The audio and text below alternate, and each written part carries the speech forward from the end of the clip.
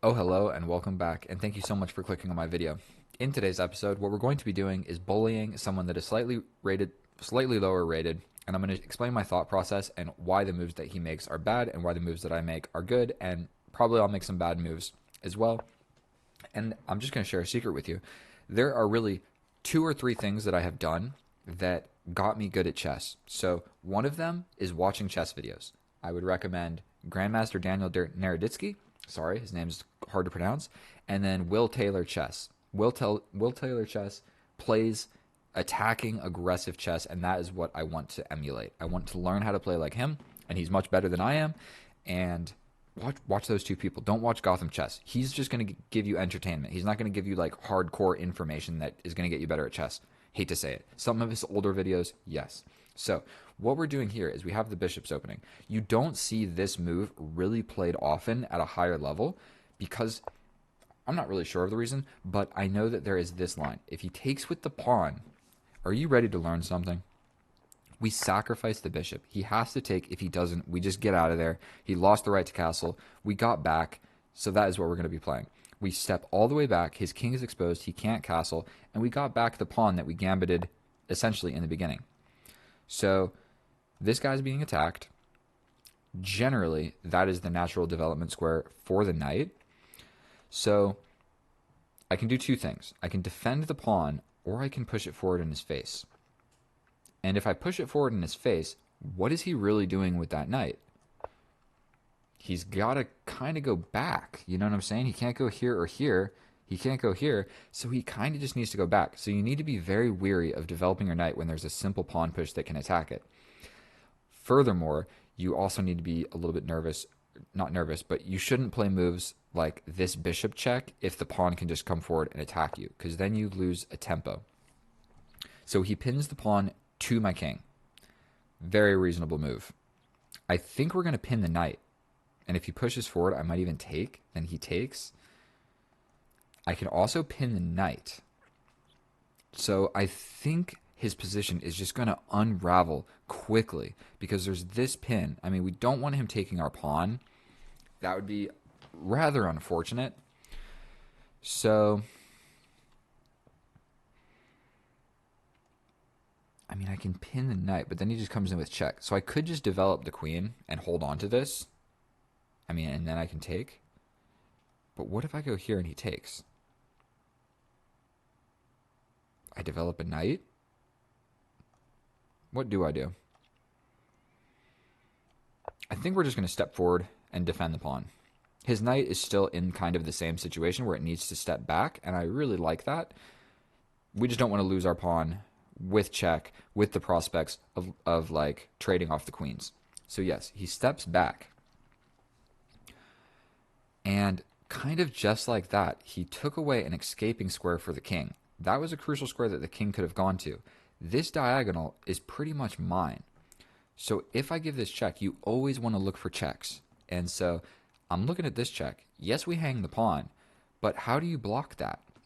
Well, you can't block it on this square with the queen because my bishop. You can't run to the side, and if your knight comes back,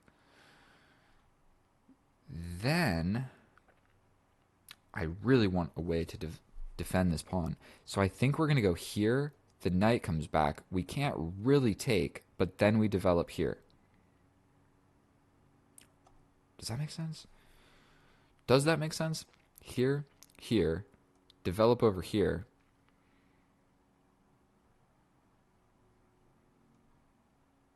Then he can take. I don't want that to happen. And doing this stops all my fun ideas. So, I mean, check here. Step over with the knight, but then he grabs my pawn. And then where is my attack?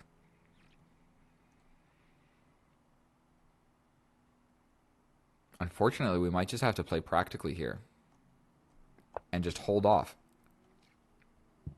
Maybe even going this way would have made sense. So he wants to just get into the position. We're going to attack the queen because I can develop a piece with tempo on the queen. This is defended. Right now his bishop doesn't really see anything, and we're just really trying to touch these diagonal squares. And so he's really only got a few moves, and I can even just push this gosh darn pawn down your throat, bro. We push this pawn. Then where's the queen going? Then I'm walking in with this check. And is that checkmate? Am I crazy? We push this. It's defended. So I think we just push this pawn down his throat. And once we get it here, it's checkmate because he can't scoot over. So we just attack the queen. I'm not 100% sure if I'm missing something here, but we push forward. This diagonal, have you ever seen a checkmate like that? I mean, that is checkmate, correct? We give him a check. He can't go anywhere and he can't take it. Absolutely ridiculous. I have never, ever in my life seen a checkmate like that. I've never done a checkmate like that. I straight up just pushed a pawn down the board and checkmated the enemy king with the queens and everything still on the board. That is absolutely wild. That was only 6 minutes long. So I definitely couldn't figure out what to do, but I guess like everything worked out. So the line that I was trying to show you in the beginning, we'll do it without the computer. The line I was trying to show you is when the king captures, because then you have a whole heckin' lot of fun. We still had fun, but you have more fun. You come out here, attack the queen, and you get this bishop. Okay? Then he normally pushes this pawn. You can grab this pawn or you can give a check. Grabbing this pawn is just fine. And then it goes on from there. But essentially, most people are going to just capture this bishop. You give the check, you win this bishop because they're going to push this pawn. I did that in the wrong order. But let's check with the computer, see how accurate that was. Not sure. I know that this move right here, boom, this is not really a good move. It just has like a 50-50 chance of getting you a crushing position. So at the cost of getting an equal position, the main line is they capture, you bring the knight, they develop their knight, you take, he takes, and then you attack the knight. And it's a completely equal position, but you got, it's an equal position. So let's check with the computer, and I will see you over there. And here we are in the analysis, and that game was only 11 moves long. So hopefully that was long enough of a game to explain some stuff. We definitely got some principles, but we didn't get really any end game or middle game technique. Middle game, you can call it that, but that was a weird game. I got a checkmate with my e-pawn, bro. Like, what? So in the bishop's opening, this is one of the best moves, and people haven't faced this a lot. So right here, this move is only played 4% of the time. So the bishop's opening is played like 8% of the time, and then of that 8%, 4% of the time do they see this pawn push. So long story short, unless you play a whole heckin' lot of chess, people have not seen this. And so I would recommend picking a opening that is down on the list. Can you see down here where it's changing? Pick something down there, like in this position. For black, bro, do not just pick this because it's the best move. You can pick something else, not that move, but the knight, something that is not like mainline theory that your opponent has studied a whole lot of. And so when you get better, you can focus more on the mainline stuff. So the bishop comes out. We go for this. If he takes with the bishop, we attack it with the knight. He defends it. We grab the bishop. He jumps in. And then we attack the knight with our bishop, and he has to step back. We have the bishop pair. We're down a pawn. We have a lead in development. It's an equal position. So you're down a pawn, but you kind of have the bishop pair in an attack. So at the cost of that, getting an equal position, sometimes, just sometimes, they take with the pawn. Then you have this sacrifice, where if they step over, you run all the way back, like what happened in the game, and you just have a 1.4 advantage. I was about to say minus 1.4. You have a 1.4 advantage, and you're good to go.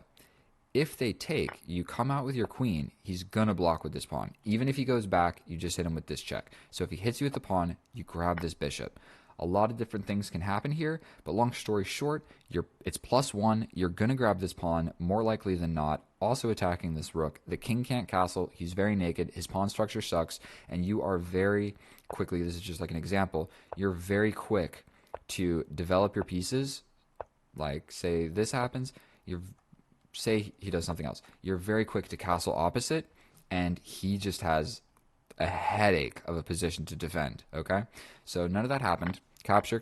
He didn't want the bishop, and we get into this position. So now he develops this knight. And when you develop a knight like this, and there's a pawn ready to push forward, you have to ask yourself, are there available squares forward rather than just going back to where you came from? So I think pinning it makes the most sense. But this is sketchy. It's not a good move. I have a +2 advantage now because I attack the knight. You really have a few options. Bring the knight back or pin the pawn to the king. Either one is sketchy. And so this looks like it's an open square, but it's not because of this check. Okay? So you can't play this.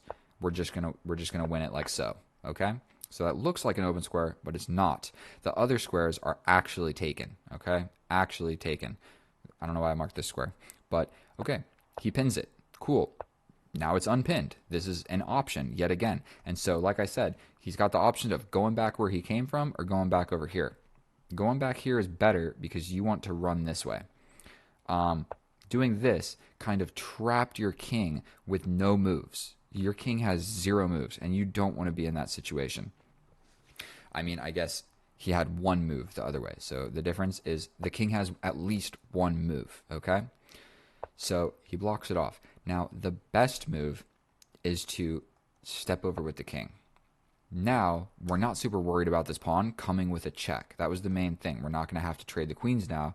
Now we can give this check or develop this or do whatever, and we're not worried about this whole moving my queen away and this coming with a check on my king. Now my king is here, so that's a hard-to-play move. Either way is actually quite comfortable. I thought about this for basically like a minute and a half and decided not to do it, and I play another move that is still winning, okay? Now, we want to develop our pieces. So we don't want to develop this knight and get in the way of our bishop, so we want to develop our bishop first. The reason that we don't develop it here is it gets in the way of the knight. Here is taken by a pawn. Here just doesn't do a whole lot. And here attacks the queen. Obviously, this is the best move. So we play this move. Now he's in a situation where he can move the king, but then the pawn advancement becomes a thing. Or he blocks to the knight, which is hard to do because he's going to have to just completely give up the knight. And so one other tidbit.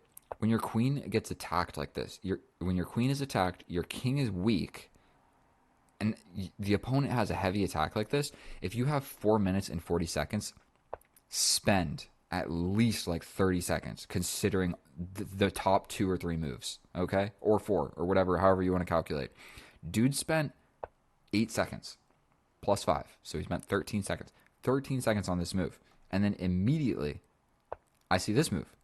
We just push it forward. We are literally just shoving this pawn down your throat.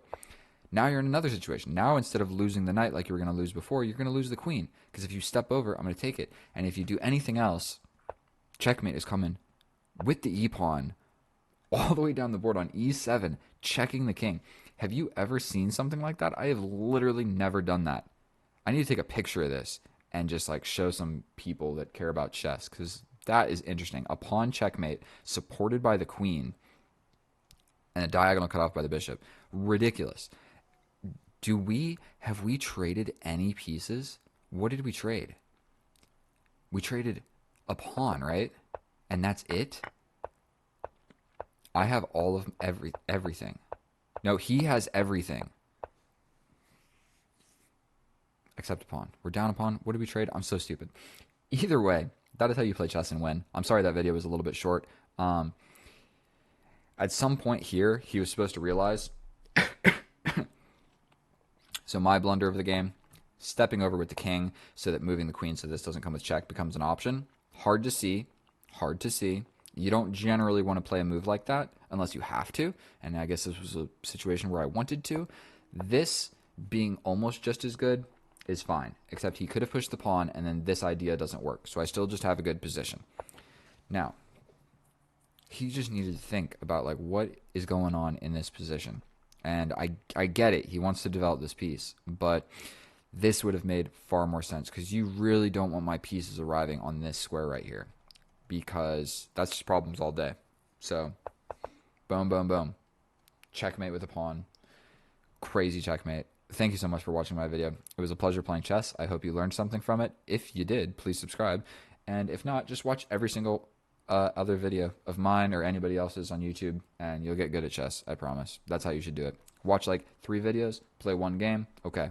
Watch 2 videos, play 1 game. or just 1-1. I don't know. Watch a video, play a game. Watch a video, play a game. But I would definitely recommend watching videos of people that are slightly better than you. Way better than you. I got to be honest. Sometimes Grandmaster Daniel Naroditsky is like talking about some stuff, and I have no idea what he's talking about. I'm like, okay, that was too much for me. But it's not always like that. So thank you so much for watching. I'm not going to take up any more time. I love you guys. I'll see you in the next one. Bye.